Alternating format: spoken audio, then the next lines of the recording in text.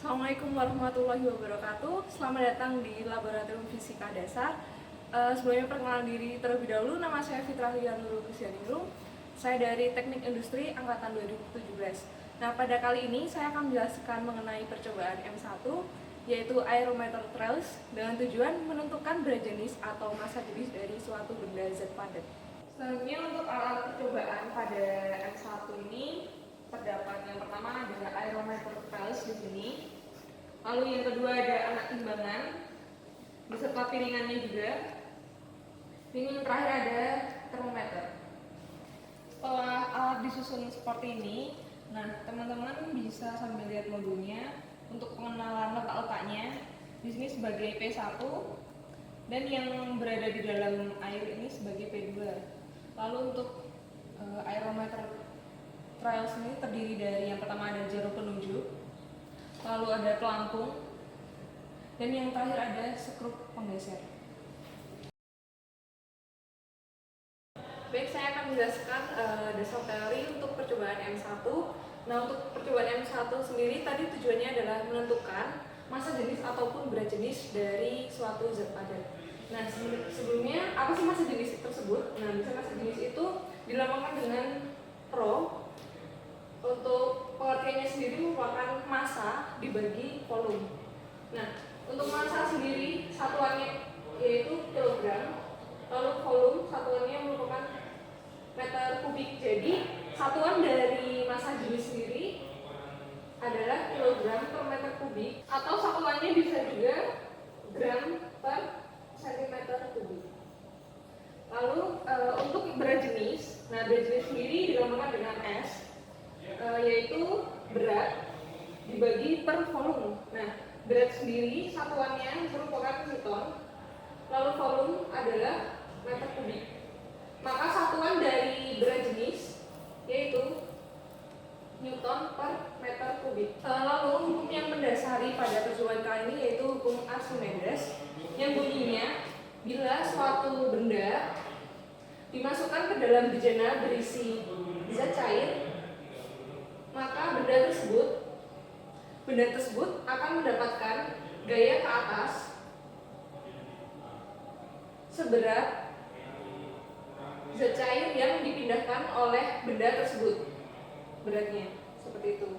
Nah, berdasarkan hukum Archimedes tadi, setelah digambarkan bentuknya akan seperti ini, bisa dirumuskan menjadi FA sama dengan W, yang mana W adalah M atau massa dikali G gravitasi.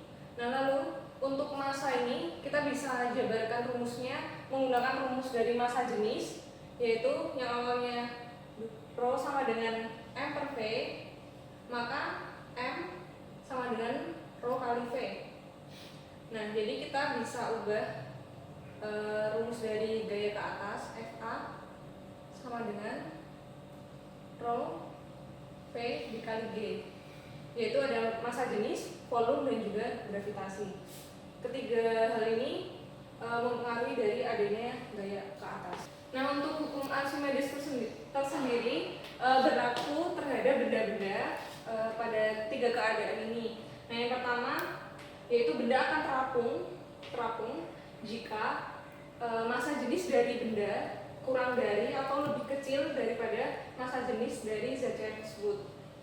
Seperti halnya contohnya styrofoam. Lalu yang kedua, benda akan melayang apabila massa jenis dari benda tersebut sama dengan massa jenis dari benda cairnya, zat cair tersebut. Seperti halnya semisal teman-teman pernah melakukan percobaan terhadap telur yang dimasukkan ke dalam air berisi ada garam gitu ya.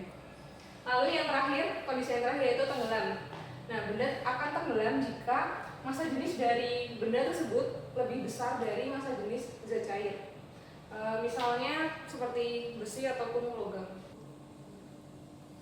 Untuk data apa saja yang diambil dalam percobaan M1, yang pertama kita mencari berat dari X, lalu mencari berat dari Y, lalu berat dari Z, dan yang terakhir adalah berat dari S, yaitu dengan mencari suhu air. Untuk pengukuran berat X, teman-teman tinggal memasukkan anak timbangan maupun piringan hingga jarum penunjuk yang berada di sini menyinggung permukaan air. Jadi tidak boleh melebihi permukaan air ataupun di bawah permukaan air. Jadi harus tepat menyinggung. Tinggal sesuaikan dengan anak timbangannya. Diletakkan pada P1. Setelah jarum penunjuk tepat menyinggung permukaan air, maka teman-teman bisa langsung menghitung jumlah dari total anak timbangan tersebut.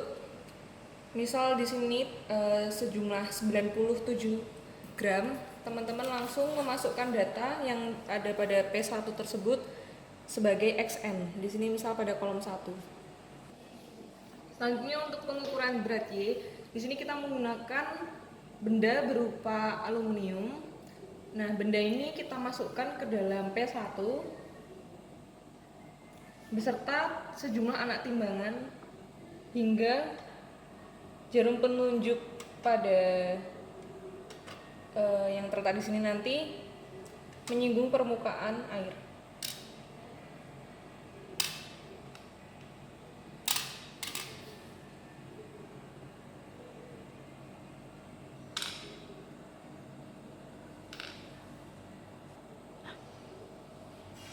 Setelah jarum penunjuk menyinggung permukaan air, maka langsung kita hitung saja.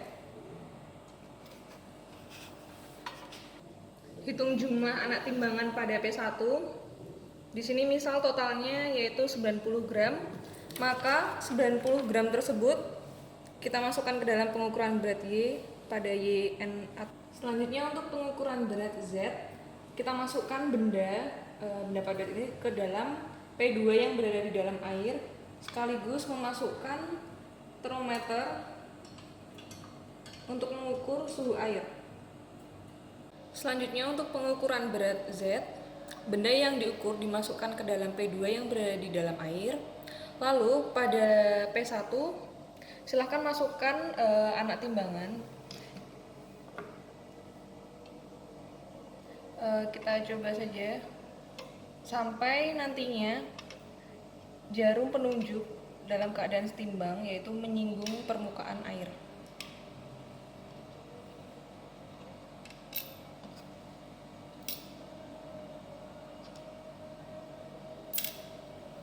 Misal kita bisa lihat terlebih dahulu.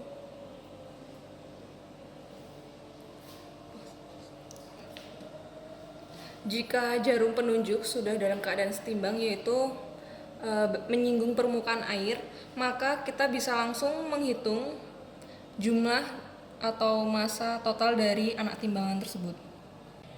Hitung total dari massa timbangan tersebut. Pada total timbangan di sini adalah 92 gram. Lalu teman-teman silakan masukkan 92 gram pada pengukuran berat di bagian sini. ZN-nya adalah 92 gram. Lalu ambil termometer yang untuk mengukur suhu air. Di sini tertera bahwa suhu air pada percobaan kali adalah 28 derajat Celcius. Selanjutnya suhu yang tertera pada termometer sebesar 28 derajat. Silakan teman-teman tulis di kolom suhu air di sini 28 derajat. Yang nantinya kita akan mencari berat jenis zat cair menggunakan tabel. Untuk mengisi data BJ zat cair S, caranya yaitu dengan menggunakan tabel absolute density of water dengan melihat suhu air yang telah diukur tadi. Nah, pada suhu air tadi kita mendapatkan suhunya 28 derajat. Langsung lihat pada tabel di sini. Langsung kita lihat di sini tertera 232. Kita lihat pada atasnya yaitu 0,996, lanjutannya yaitu 232. Jadi BJ zat cair pada suhu 28 derajat adalah 0,996232. Lalu catat hasil yang diperoleh dari tabel pada bagian berikut ini. Nah, teman-teman, untuk melengkapi data yang ada di tabel, silakan lakukan percobaan selama 5 kali. Lalu tiap hasil dari percobaan ditulis. Jadi, teman-teman kalau sudah datanya sudah lengkap dari pengukuran X sampai pengukuran yang S nantinya. Nah, silakan langsung mengisi pada tabel, yaitu di sini misal pada berat X sudah tertera ada 5 data. Nah, teman-teman di sini ada sigma xn, berarti tinggal menjumlahkan antara data 1 sampai 5. Nah, nanti totalkan lalu dituliskan hasilnya berapa di pada bagian ini. Lalu untuk x rata-rata, nah itu nanti hasil dari sigma xn itu nanti tinggal dibagikan 5 karena jumlah datanya ada 5. Lalu tulis rata-rata di sini. Nah, selanjutnya untuk mengisi deviasi xn yaitu menggunakan xn min x rata-rata. Berarti nanti misal dari xn yang 1, maka di sini nanti tinggal 97 dikurangi x rata-ratanya berapa. Jadi nanti tinggal mengikuti. Lalu selanjutnya yaitu deviasi dari xn kuadrat. Nanti tiap hasil yang ada di sini tinggal dikuadratkan. Lalu dituliskan di sini. Selanjutnya yaitu ada sigma xn kuadrat.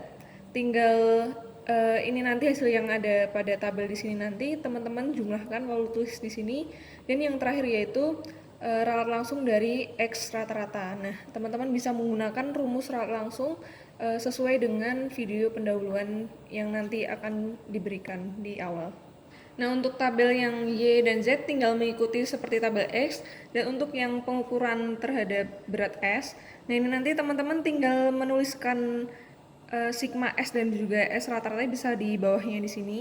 Dan untuk seterusnya sama seperti yang tadi, sampai di ralat langsungnya.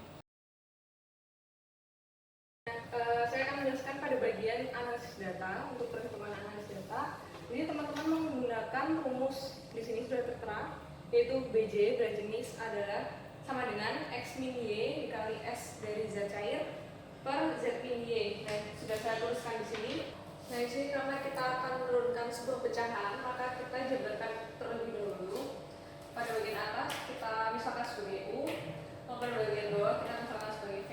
Nah, kita lihat di sini U sama dengan X min Y kali S zat cair, lalu V sama dengan Z min Y. Nah, di sini akan mencari turunan pada rumus BJ terhadap X menggunakan rumus seperti yang dijelaskan pada pendahuluan di sini, menggunakan rumus Y aksen U aksen V min V aksen U per V kuadrat.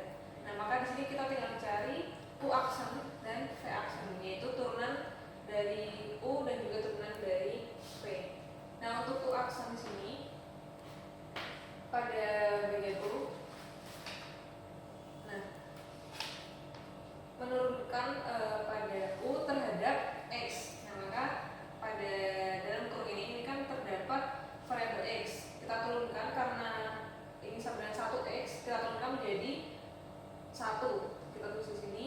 Nah, yang min Y ini tidak ada variabel X, maka tidak bisa diturunkan, maka ditulis 0. Lalu dikalikan dengan S zat cair. Karena pengalian tidak ada variabel X juga, maka kita tulis tab menjadi S zat cair. Lalu untuk yang V kita turunkan terhadap X karena pada penjumlahan tidak terdapat variabel X, maka kita tulis 0, V aksen sama dengan 0. Nah, setelah didapat hasil dari turunan terhadap X, kita masukkan atau kita substitusikan ke dalam rumus Y aksen seperti ini.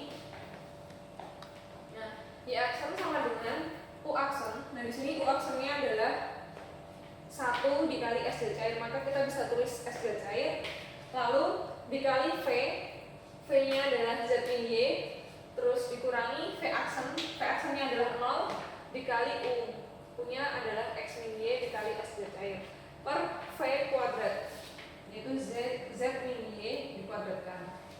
Nah, karena ini 0 dikalikan dengan 0, maka hasilnya adalah 0, jadi bisa diabaikan. Setelah itu tinggal yang S zat cair dikali Z min Y per Z min Y kuadrat. Nah, karena di sini ada dalam kurung Z min Y, nah, di bawah kan juga ada Z min Y kuadrat. Kita bisa langsung coret jadi 1 atau Z min Y, maka hasilnya adalah Y aksennya adalah